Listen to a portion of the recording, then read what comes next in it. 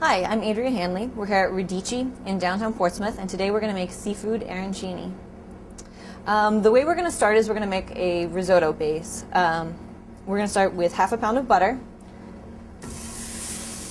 and half of an onion finely diced.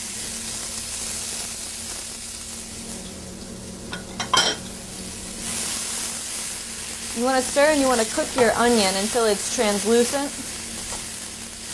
Once the onion is translucent, we want to go ahead and add in our rice. Today we're going to use arborio rice. It's a short grain rice. You can also use a carnaroli rice.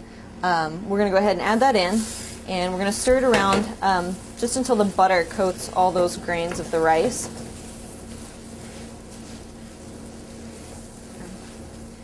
And you know it's time to start adding the liquid when you get a little bit of pearliness around the outside of the grain of rice.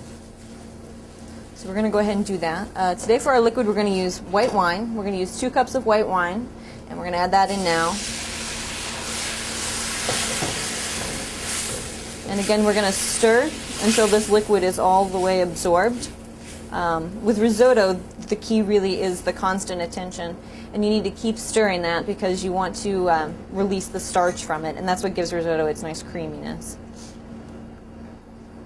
So that's going to take a few minutes for that liquid to cook down.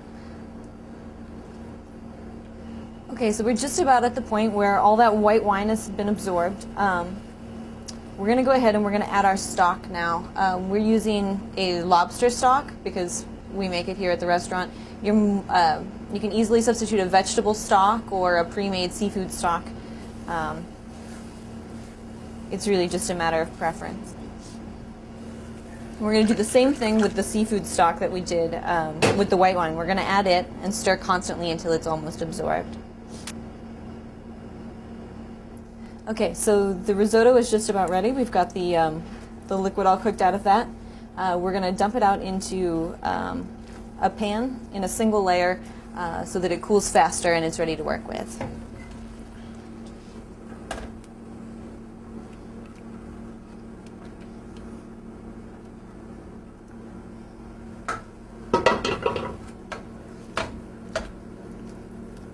So we've got our risotto ready. We're going to go ahead and throw that in the refrigerator right away to stop the rice from cooking any further, and it'll get the rice cool so it's easier to shape when it's time to make our arancini. Okay, so we have our risotto base from earlier. We're going to go ahead and mix that with 1 egg, about a couple tablespoons of diced up parsley, about a cup of Parmesan cheese, and a little bit of salt and pepper.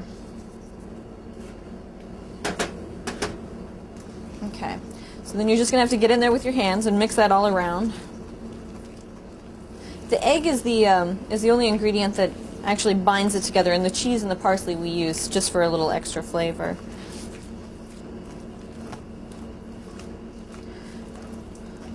Okay, so once you've got that all mixed together, you're ready to go ahead and start stuffing your arancini. To do that, you're going to grab a ball of the risotto mixture, just about the size of maybe a lime. You're going to take your thumb and push a hole in the middle there, and we're going to stuff these today with lobster. You're more than welcome to stuff them with whatever kind of seafood you'd like. You just need about 2 cups of cooked seafood diced up pretty fine. So we're going to put a few pieces of our lobster in the middle there, push it in, form the rice around the outside there. We're going to shape it like an egg. So I'll do a couple of those and then we'll bread them and we'll show you how we cook those off. So now that we have the arancini shaped, we're going to go ahead and dredge them in breadcrumbs, and we're going to cook them off. We use just a pre-made dry breadcrumb just to get a little crunch to the outside. Okay, we've got a preheated saute pan over here, and we've got just a little bit of vegetable oil in the pan here, and we're going to go ahead and fry them off.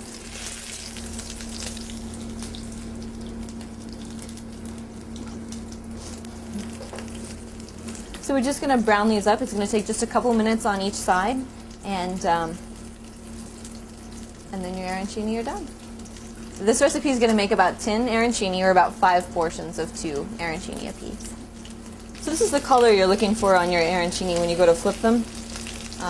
We're just going to make sure we get them nice and browned on all sides. Okay, so once you've got that uniform golden brown color, you're ready to go. I'm going to plate those up with just a little bit of mixed green and a little bit of cream sauce here. And here we have seafood arancini.